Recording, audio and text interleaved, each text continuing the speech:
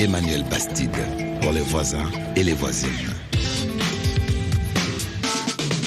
Bonjour, bienvenue, 7 milliards de voisins et de voisines. Aujourd'hui, c'est le rendez-vous des tchatcheuses. Comme chaque mois, je reçois 3 femmes journalistes, alors parfois de 3 continents ou de 3 pays pour commenter l'actualité en toute liberté. Autour de la table, aujourd'hui, nos tchatcheuses viennent vraiment du Sud. Ana Navarro Pedro, bon dia. Bon dia.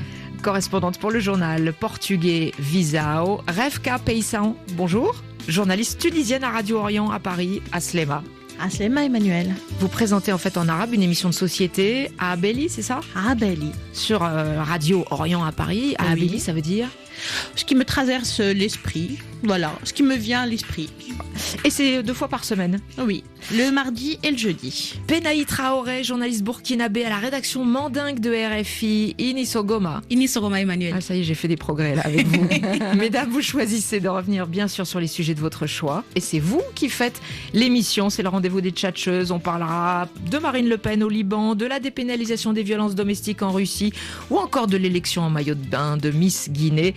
Et bien sûr, quant à vous, les voisines, journalistes, vous pouvez participer au débat. Surtout si vous avez un coup de cœur à nous faire partager ou un coup de gueule. La porte est toujours ouverte, vous le savez. Vous pouvez nous appeler au 33 1 84 22 71 71. Et puis pour tous les autres, bien sûr, vos messages et vos réactions sur les réseaux sociaux, Facebook, Twitter. Tchatcher, ça veut dire bavarder, discuter, exagérer. Tu veux bien me répéter ça ? Tchatcher, c'est parler avec plaisir. Mais je veux dire, soyons clairs là, je veux dire. Sinon. I beg your pardon. Tu vas. Non, mais si. Ce sera tout. 7 milliards de voisins, c'est maintenant. C'est maintenant et c'est le rendez-vous des tchatcheuses avec vous. On commence avec vous, Penaï Traoré. Marine Le Pen en visite au Liban, c'est le sujet en ouverture que vous avez choisi. Elle était à Beyrouth la semaine dernière en tant que candidate Front National à l'élection présidentielle française. À peine débarquée hors du village gaulois, elle a refusé de porter le voile pour rencontrer à Beyrouth le grand moufti. J'ai rencontré le grand moufti d'Al-Azhar. Le grand moufti d'Al-Azhar. Il n'a pas réclamé cela. Donc, la plus haute autorité sunnite du monde n'a pas eu cette exigence. Par conséquent, je n'ai aucune raison de... Mais c'est pas grave. Vous transmettrez au grand moufti ma considération. Mais je ne me voilerai pas. Voilà. Voilà, Marine Le Pen en visite à Beyrouth fait le buzz. Penaï Traoré. Oui, moi je pense que c'est un faux buzz. C'est très prémédité selon moi parce que voilà, Marine Le Pen elle avait été prévenue selon le service de protocole du Grand Moufti du fait qu'elle devait porter le voile avant de rencontrer le Grand Moufti à la Grande Mosquée. Et moi je pense que Marine Le Pen a utilisé cet aspect des choses pour se mettre en avant et pour emballer tous les médias français avec elle et dire qu'elle a refusé de porter le voile devant un dignitaire musulman. Ouais, alors elle avait prévenu elle aussi qu'elle ne se voilerait pas. Elle l'a expliqué là, elle ne s'était pas voilée en Égypte en 2015. Pour vous, c'est une instrumentalisation, c'est une opération de communication à distance, c'est la campagne électorale qui se poursuit à Beyrouth. Oui, moi je pense que elle a beaucoup instrumentalisé cet aspect des choses, surtout que c'est la campagne présidentielle en France.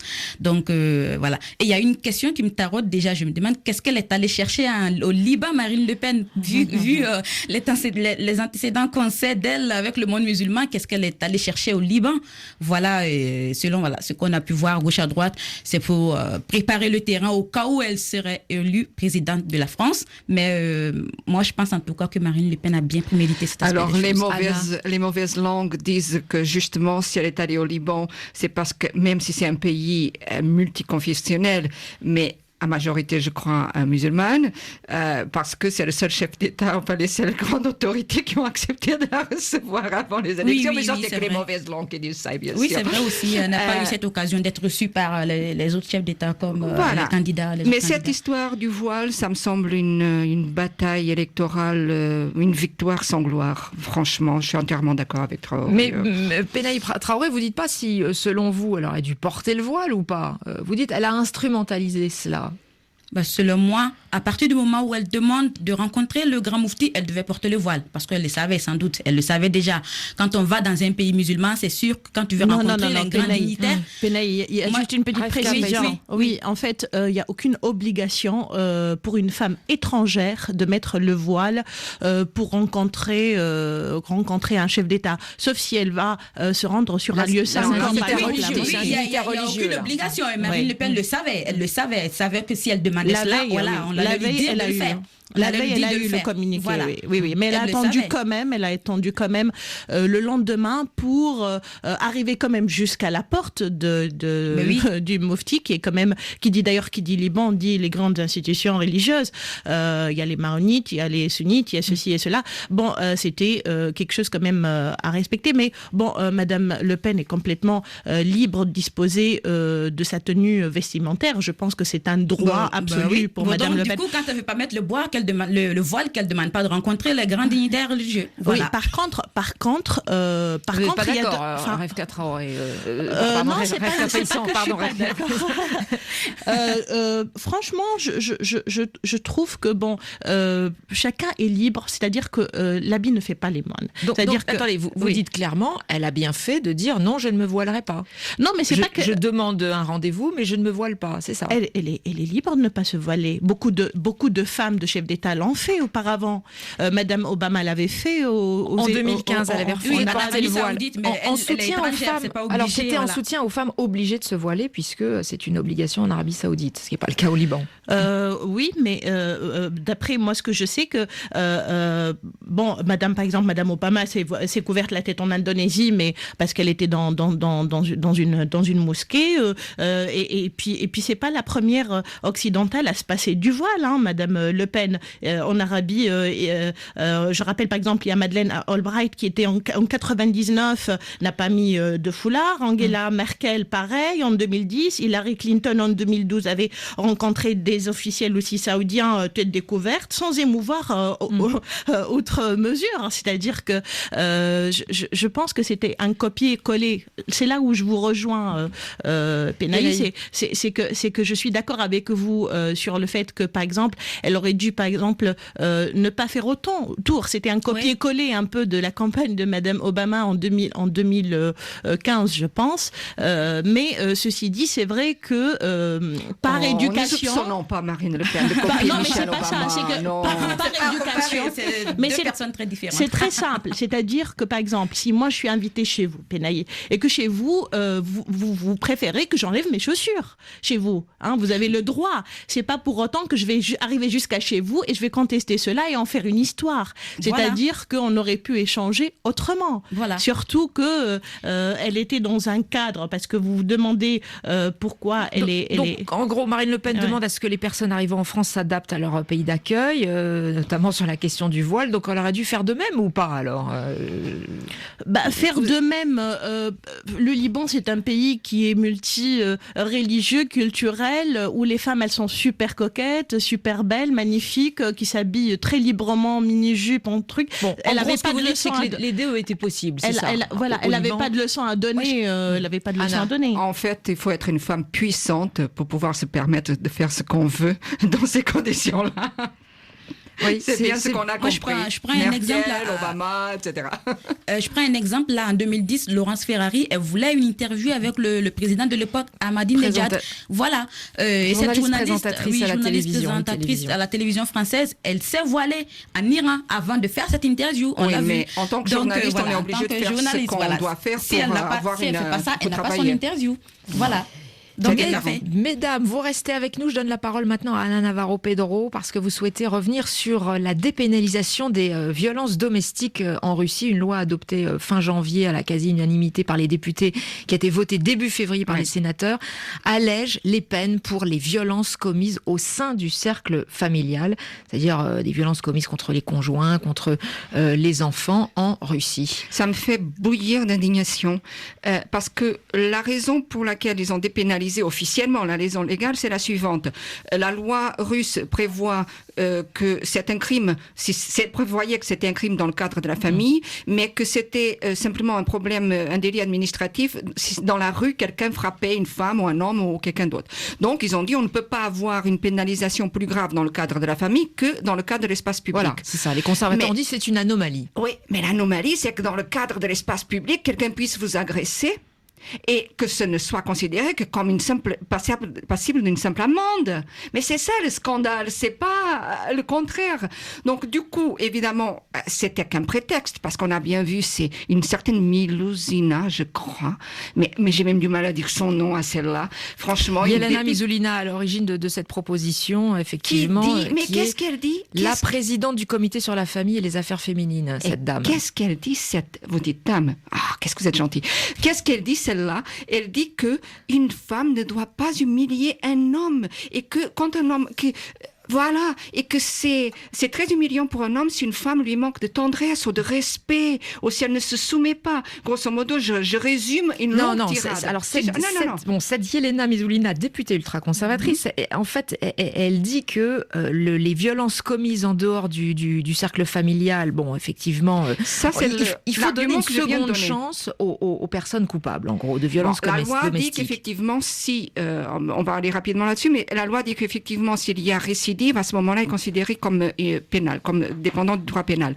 Mais le problème, c'est qu'en Russie, déjà, avec la loi qu'ils avaient, 95% des cas de violence domestique n'étaient pas poursuivis. Et même quand il y avait plainte, il y a des cas de personnes qui ont appelé la police et qui ont été retrouvées mortes par la police et qui sont déplacées uniquement pour identifier la morte.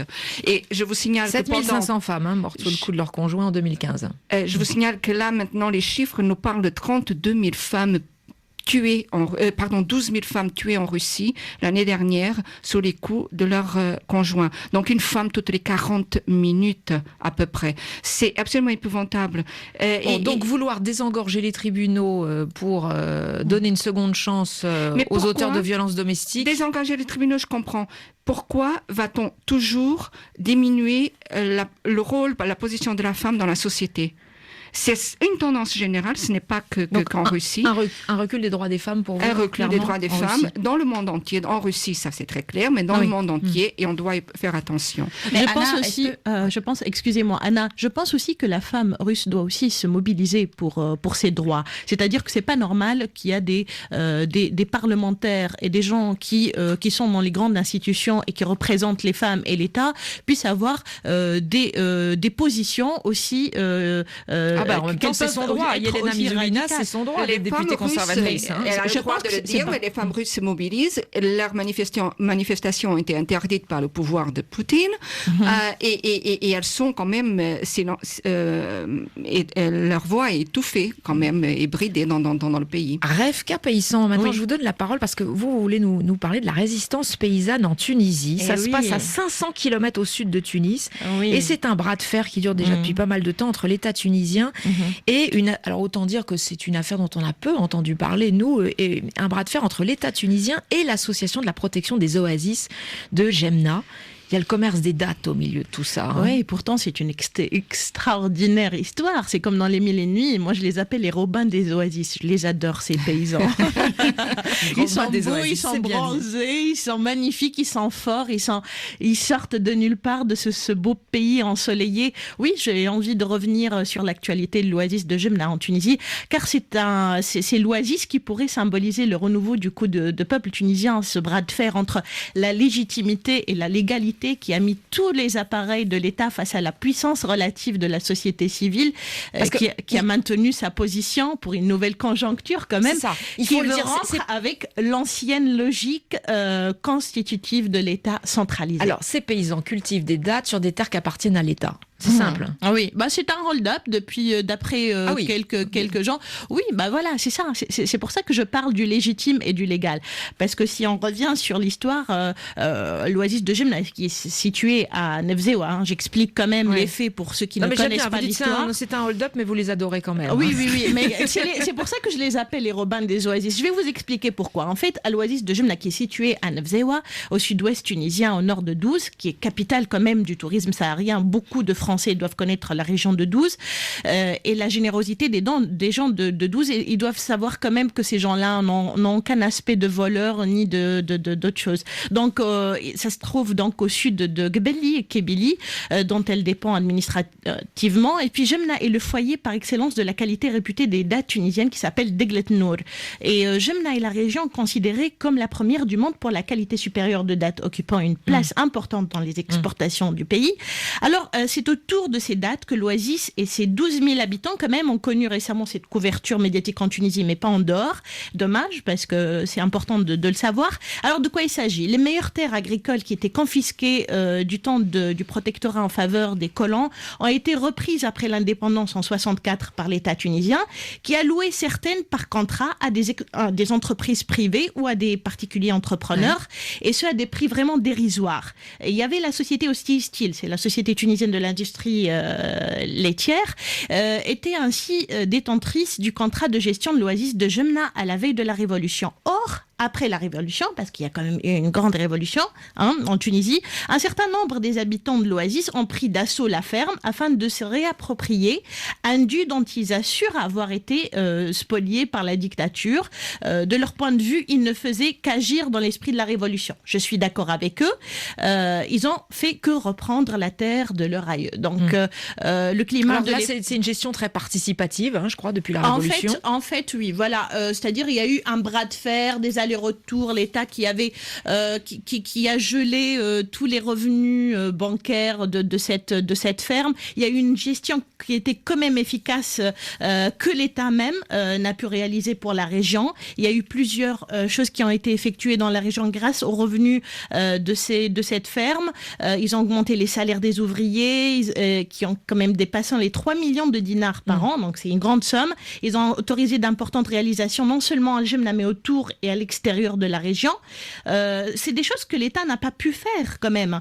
On parle des dates de la dignité, mais quand même derrière il y a aussi un bras de fer politique, parce que l'association de la protection des oasis de Jemna est issue d'une antenne locale de la Ligue de protection de la Révolution, c'est bien ça, non ? Oui, absolument. Ex-milice pro-islamiste. C'est ce qu'on dit. Il y a aussi des gauchistes. Il y a des gauchistes là-dedans. Des salafistes, mais les associations, il faut dire que les associations n'ont pas bonne presse en Tunisie, parce qu'on dit ça fait des activités louches de certaines d'entre elles. On les accuse de blanchissement d'argent et de visée occulte en vue de saper les fondements de la République. Mais il ne faut toutefois pas tout mélanger et savoir raison garder. L'ensemble de l'association de Jemna est d'ailleurs assez éloquent et promoteur de la possibilité réussite de l'entrepreneuriat social en Tunisie dans le cadre des politiques publiques. En fait, c'est-à-dire qu'en dépit de tout cela, il y a eu des choses qui ont été faites concrètement. Peu importe que ça soit islamiste, gauchiste, etc. Cette association a pu défendre les droits de ces gens-là, a pu faire de la résistance à l'État et a pu récupérer les terres de ces paysans. Et d'ailleurs, c'est eux qui Et Rafka, moi, je voulais savoir, ce système-là, ça concerne d'autres produits agricoles non, justement. ou seulement Justement, c'était une exception. On y pensera quand on va manger des dattes d'Eglet en franchement, France. Tout ce qu'il peut y avoir derrière ces dates. Avant de les emmener jusqu'ici. Il faut savoir aussi que récemment, il y a eu un changement parce que les actualités sont restées sur le fait qu'il y a eu un bras de fer, que l'État avait gelé tout ça, etc. Mais il y a eu une confirmation que la Tunisie est capable de mener une gestion collective quand même, renjoignant le concept d'entreprise sociale connu dans certains pays anglo-saxons, etc. Donc ce sont les Robins des Bois pour les Robins des dates. Oui, les Robins des oasis qui ont récupéré l'argent de l'État pour les pauvres. Voilà, les dates de la dignité. Merci Rafka Payssan. Avec plaisir. Anna Navarro-Pedro, une petite réaction, vous économiste de formation. Écoutez, de toute façon, le Portugal a connu des situations comme ça après la révolution de 64, enfin ce qu'on appelait la révolution, l'avènement de la démocratie en 74. Donc, mais ce sont des situations qui sont amenées toujours à être vaincues. Anna Navarro-Pedro, Rafka Payssan, Penaï Traoré, vous restez avec nous les tchatcheuses, on a bien d'autres sujets à discuter juste après le flash. 7 milliards de voisins, nous revenons dans un tout petit peu plus de 3 minutes sur RFI en direct chez 7 7 milliards. Restez avec nous, les voisins et les voisines. «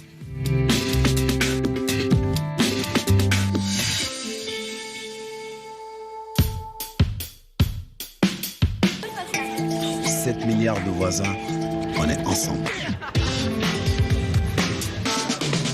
Bienvenue si vous nous rejoignez, 7 milliards de voisins et de voisines. Aujourd'hui, c'est le rendez-vous avec les tchatcheuses. Ana Navarro Pedro, correspondante du journal portugais Visao, Revka Peissan, journaliste tunisienne à Radio Orient à Paris, et Penaï Traoré, journaliste burkinabé à la rédaction mandingue de RFI.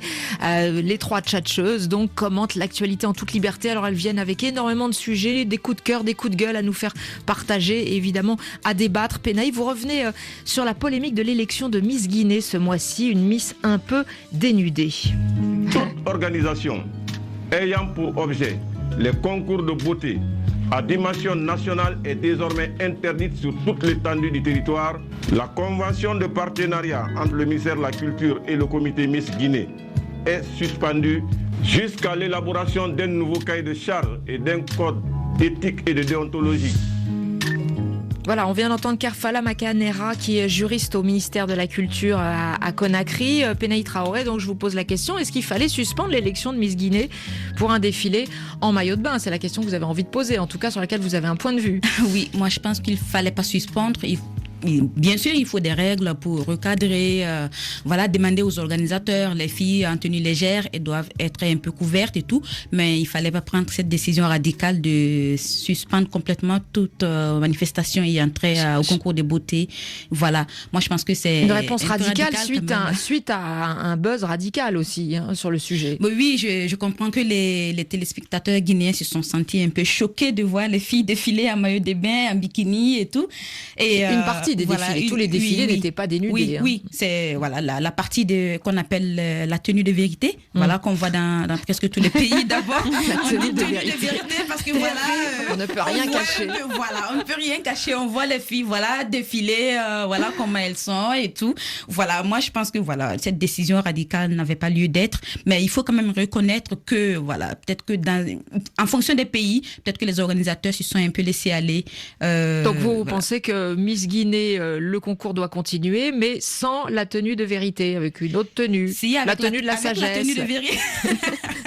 Bon, mais pas avec des boubous, mais avec une tenue de vérité, bien sûr, mais quand même, les filles doivent être. Bon, alors un burkini, qu'est-ce que vous préconisez? Même ici, à Miss France, par exemple, les filles, il y a les tenues de maillot de bain, mais c'est assez stylé, comme on peut le dire. Voilà, les filles on est en maillot de bain ou on l'est pas. Voilà, elles sont en maillot de bain, mais quand même, c'est pas un maillot de bain. Moi, ce que j'ai vu, c'est pas un maillot de bain, qu'on voit sur les plages et tout. Moi, je pense que c'est un peu la différence. Moi, je les ai vus, les défilés. Elles étaient magnifiques.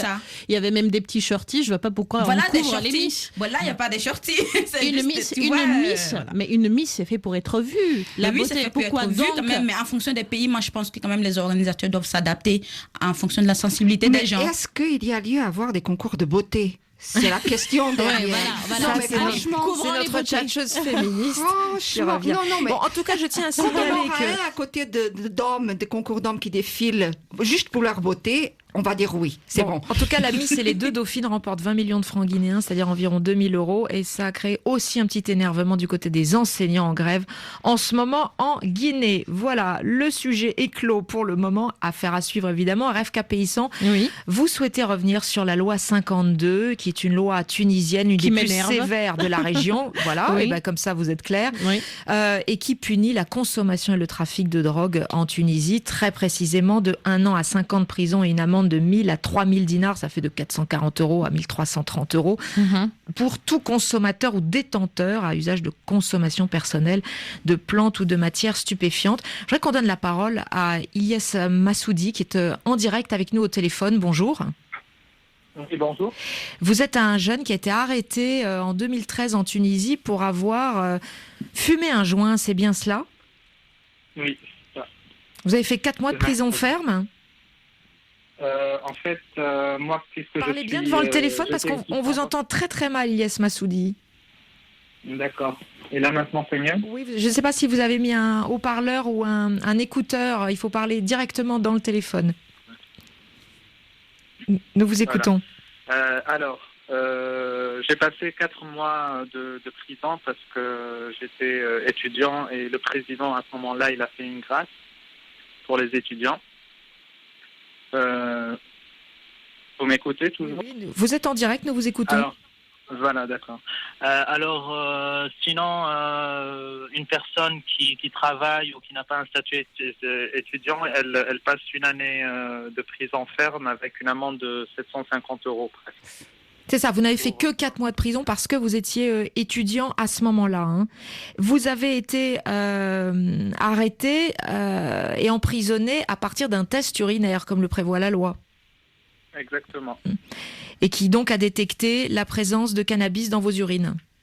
Exactement. Et qui est capable de détecter cette substance sur 90 jours de la consommation. Ouais.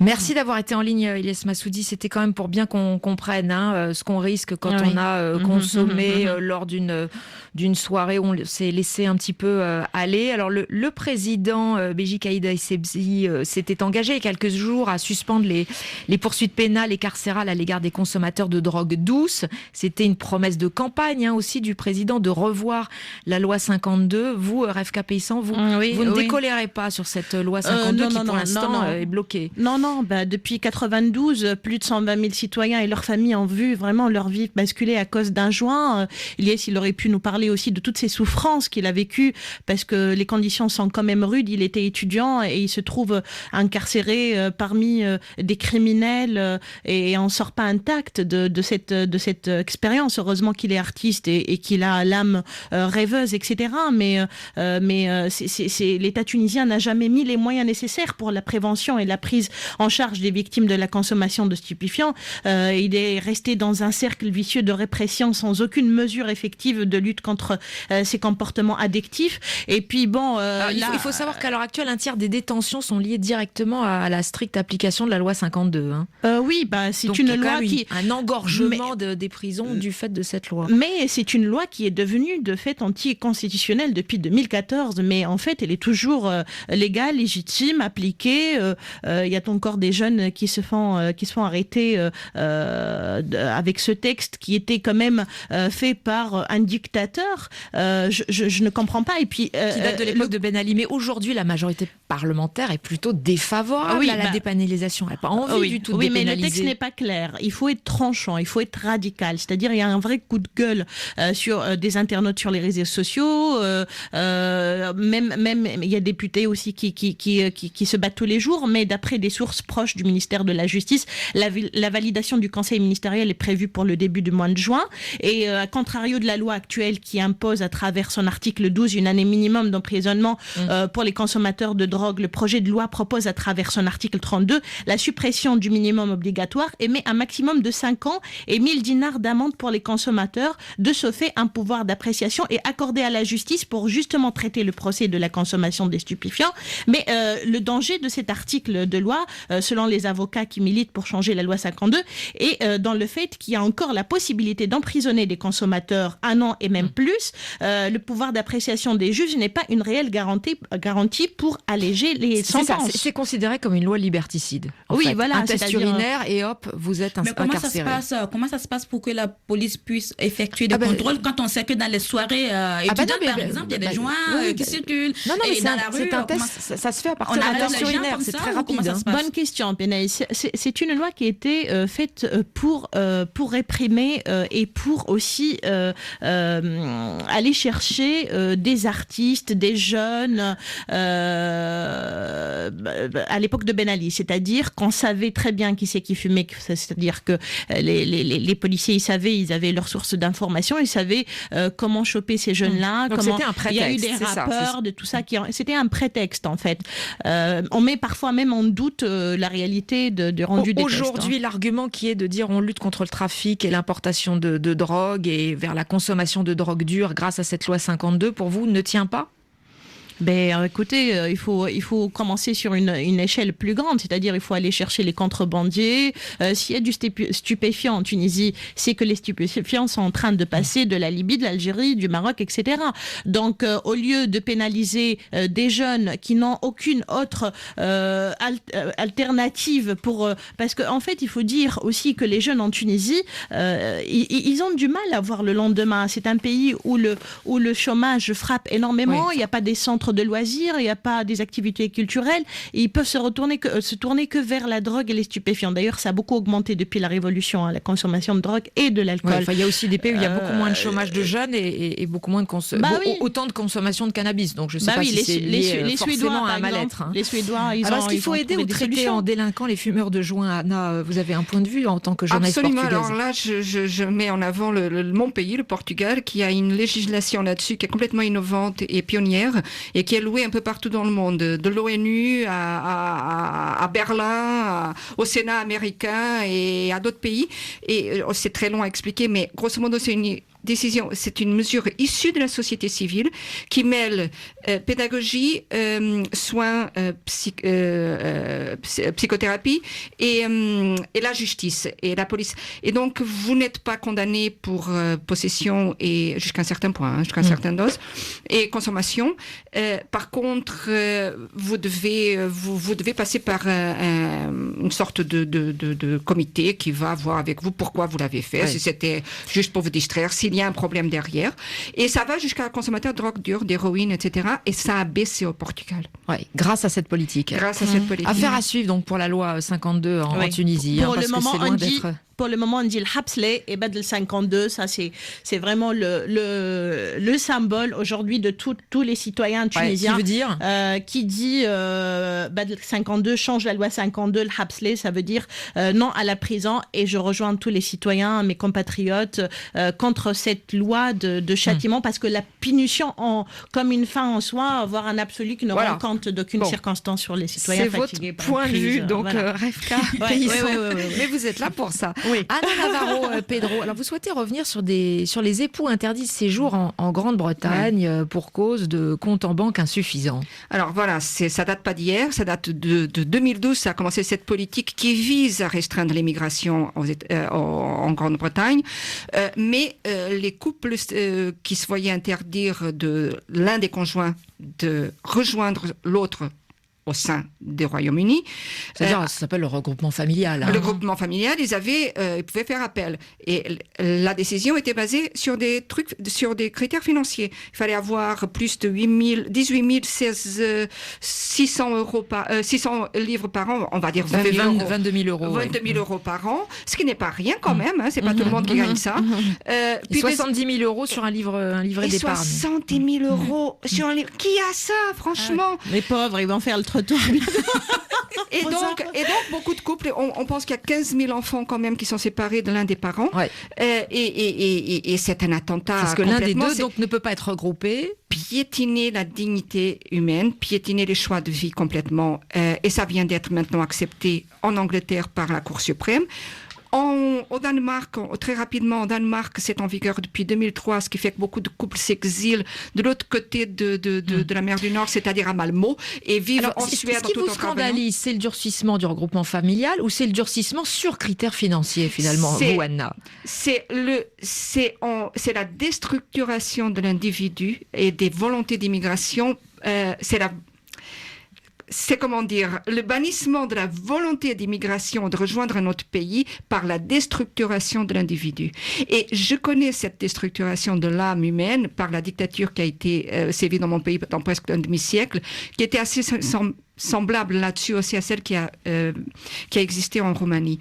Donc, ça existe aussi aux États-Unis, ça existe aussi au Canada maintenant. C'est très long de pouvoir rejoindre son conjoint. Ça s'étend dans le monde et c'est pour ça que je voulais en parler. Juste un petit mot, Emmanuel. Oui. Franchement, c'est cette histoire de frontières qui fatigue tout le monde. Mais bon sang, mais il faut s'élever de ce côté parce qu'en fait, on peut pas. Il faut un débat d'une heure. Oui, mais c'est sûr. Mais juste un petit mot. C'est quand on comprend pas que les gens ont besoin d'aller vivre là où il fait bon, là où l'herbe est plus verte, c'est qu'on est toujours resté dans un stade de mammifère. On n'est pas encore élevé, élevé au stade de l'humain, quoi. Benaï Traoré, alors vous souhaitez revenir, enfin, vous avez une interprétation très optimiste sur les milieux de la mode. Vous dites qu'il y a une vraie prise de conscience en ce moment dans les milieux de la mode qui va devenir beaucoup plus humaniste. Oui, je pense qu'il y a une prise de conscience quand on commence à prendre en considération les traces que le cancer laisse sur le corps des femmes qui ont vécu avec cette maladie et qui en sont guéries, quand la Fashion Week essaie de mettre ces femmes au devant de la scène pour montrer un peu, au lieu de mettre des mannequins parfaits, voilà, c'est ça. Des mannequins parfaits, voilà. Peut-être que c'est choquant, mais ça permet aussi aux gens de voir ce que la maladie peut laisser comme trace sur le corps de la femme, et aussi de lever le tabou sur ce sujet-là. Peut-être les femmes elles-mêmes, elles n'en parlent pas. Voilà, elle va dire, voilà, j'ai un cancer et tout, mais voilà ce que ça laisse sur son corps, psychologique aussi, moral et tout. Voilà, moi je pense que ça permet aux gens de voir un peu de loin aussi ce qui se passe et de mieux pouvoir lutter contre cette maladie. Ouais, et puis également, vous souhaitiez citer une mannequin qui est atteinte de trisomie 21 et qui est australienne et qui défile. Oui, Madeleine Stewart. Qui n'a pas oui. le physique de tous les mannequins. Oui.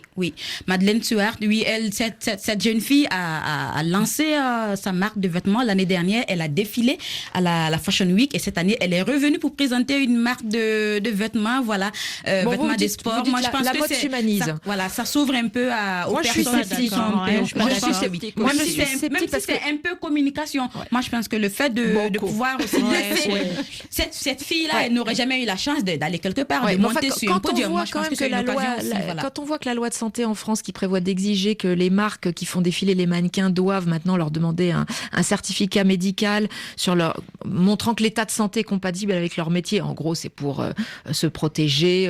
Surtout, il faut leur demander le poids. De l'extrême maigreur et de l'anorexie. Et que cette même loi aussi prévoit d'obliger de mentionner sur les photos quand elles ont été retouchées. Cette loi, le décret d'application n'est toujours pas publié. Donc aujourd'hui, on peut défiler en pesant 30 kilos. C'est de la poudre aux yeux, comme on dit. Voilà. Anna Navarro Pedro, tiens, justement, puisqu'on parlait d'extrême maigreur, Anna Navarro Pedro, vous vous intéressez à un débat national en Islande. Vous avez 30 secondes pour nous en parler. Peut-on mettre de l'ananas sur une pizza? Un débat mondial. C'est le président de l'Islande qui, dans une visite de collège, se fait piéger par la question. Il dit ce que j'aurais dit à sa place. Il faudrait, si j'avais le pouvoir, je interdirait la pizza à l'ananas. Eh bien, c'est parti. D'abord sur les réseaux sociaux. Parce que c'est quoi, une hérésie gastronomique, c'est ça? Eh bien, c'est l'un des mots des dénonciateurs du président. Une partie de la population mondiale a dit c'est bon, la pizza à l'ananas c'est très bon, et l'autre qui a dit c'est la pizza hawaïenne, c'est ça à l'origine. Exactement. Mais comme les autres. Là-dessus, on est dans un monde Donald Trump et interdiction de musulmans aux États-Unis, et là-dessus on a la presse mondiale qui a franchement embrayé et qui a les Washington Post, le Guardian, Telegraph, qui ont fait un débat là-dessus, qui ont dit d'abord, il veut interdire, ensuite, il a été dénoncé pour avoir interdit, ensuite, il est obligé de faire une mise en point, jusqu'à Foreign Policy, je termine là-dessus, le plus grand magazine de géopolitique au monde, qui a fait un profile in courage, un profil du courageux président de l'Islande, parce qu'ils disent, il est du bon côté de l'histoire, lui. C'est ça, il faut définitivement supprimer la pizza à l'ananas. Vous restez avec nous, les tchatcheuses. On part maintenant pour une brasserie où on fabrique une bière très particulière à Bruxelles à partir de déchets de pain. On dit beurre qu'on dit chouette. Chouette? Non, pas mal. Vous voulez découvrir? Ouais, c'est du pain. Je vous sens, voilà, circonspection. Je vais y arriver. Circonspect. Merci, tout à fait. De la bière fabriquée donc à partir de pain invendu. En fait, c'est le pari fou de deux jeunes entrepreneurs. Ils sont bien belges. Ils ont lancé leur brasserie artisanale qui s'appelle le Brussels Beer Project et ils testent chaque mois de nouvelles recettes, pour le moins originales, dont cette bière à base de pain invendu, collectée dans 3 supermarchés de Bruxelles. Et Charlie Dupio est parti découvrir cette étrangeté avec Sébastien Morvan, qui est l'un des 2 cofondateurs de la brasserie, et Hugo Van Akkeleyen de l'association Groot Eland, qui collecte donc les invendus de pain, parce qu'il faut bien partir de là pour fabriquer cette bière. On a 1, 2, 3, 4, 5, 6 sacs. Donc effectivement, ici c'est le pain qui vient d'être collecté par l'association Rhode Island. On se trouve en face de 6 sacs de pain, à peu près 60 kilos de pain, donc une belle collecte d'aujourd'hui. Ce ne sont pas des pains rassis, ce sont des pains frais invendus. Vous savez, les boulangeries, les magasins doivent fournir des pains frais jusqu'à 18h tous les jours. Et forcément, ça entraîne beaucoup de gâchis. L'idée ici, c'est de collecter tous les matins le pain donc invendu de la veille. Il ne faut pas oublier donc 12% de nos déchets alimentaires, c'est du pain. Donc ce qui est énorme. Et c'est vous qui gérez ça ici à l'association, transformer ce pain en farine de pain. C'est ça. Alors on va voir comment ça se passe. Dans cette cuisine-ci, donc on coupe le pain, puis on le met sur des grilles. Ils vont au four pendant 1 heure. Il y a une fournée qui est faite. Donc c'est tout à fait sec. Là vous êtes en train de le réduire en miettes. Oui. Voilà, donc pour en faire une chapelure fine. Tout l'eau doit être extractée du pain pour faire la base de la bière. Et vous, Sébastien Morvan, vous vous occupez de récupérer cette farine de pain ? C'est ça.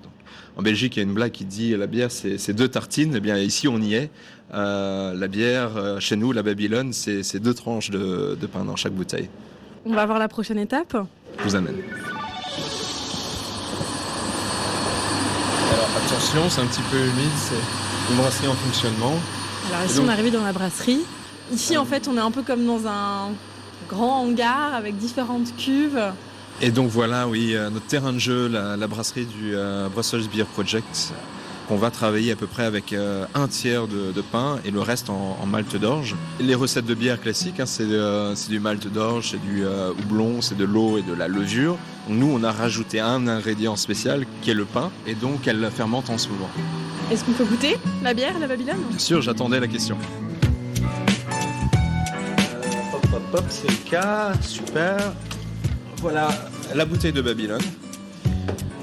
Et vous allez voir, il y a un vrai bouquet floral au nez et ensuite une longue et profonde amertume en bouche.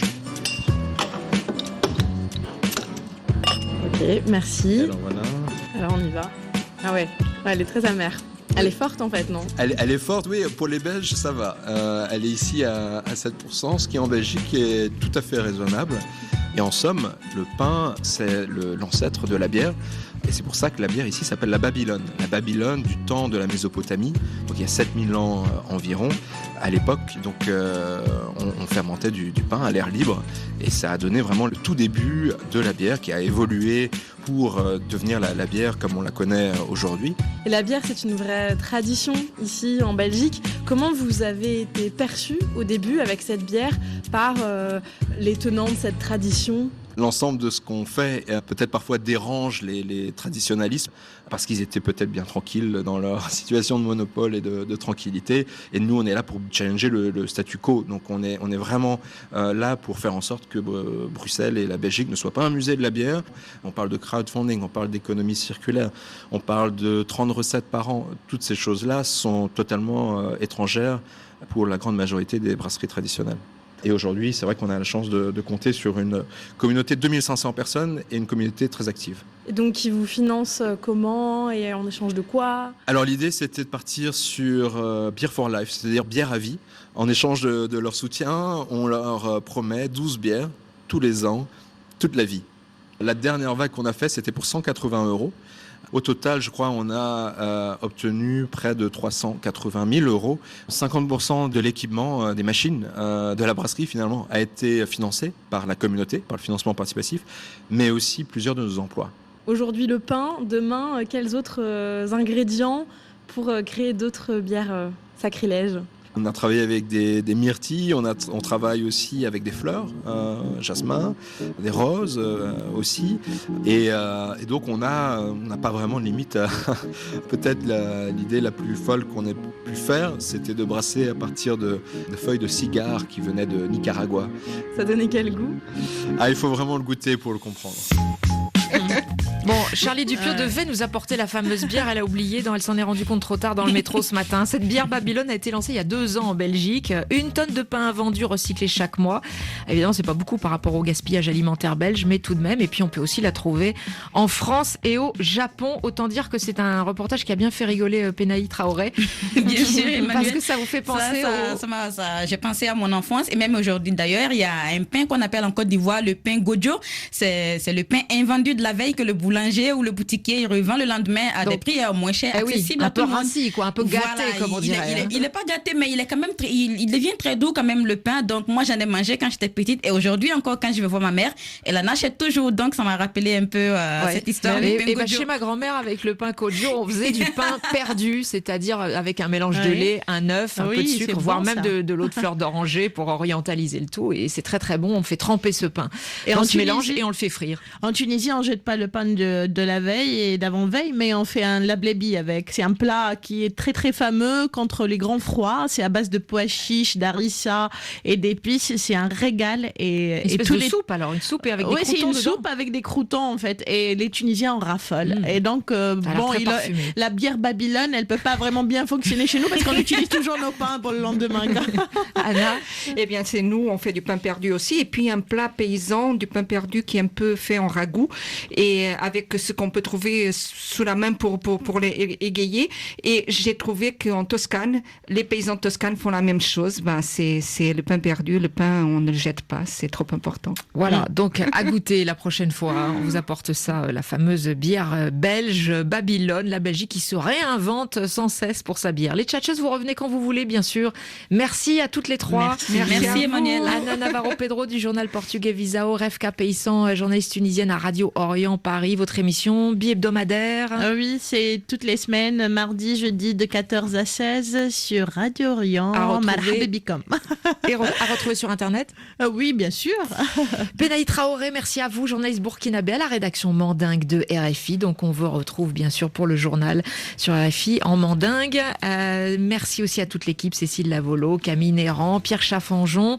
Demain, 7 milliards de voisins. Être jeune à la campagne en Afrique offre-t-il encore un avenir ? Oui, je vous vois lever les yeux au ciel, Penaï. Appelez-nous en tout cas les voisins si vous nous écoutez au village ou dans une petite ville, chez vous, au 33 1 84 22 71 71. Tous vos messages bien sûr sur les réseaux sociaux dès maintenant. Dans quelques secondes, ce sera le journal sur RFI. Speak en français.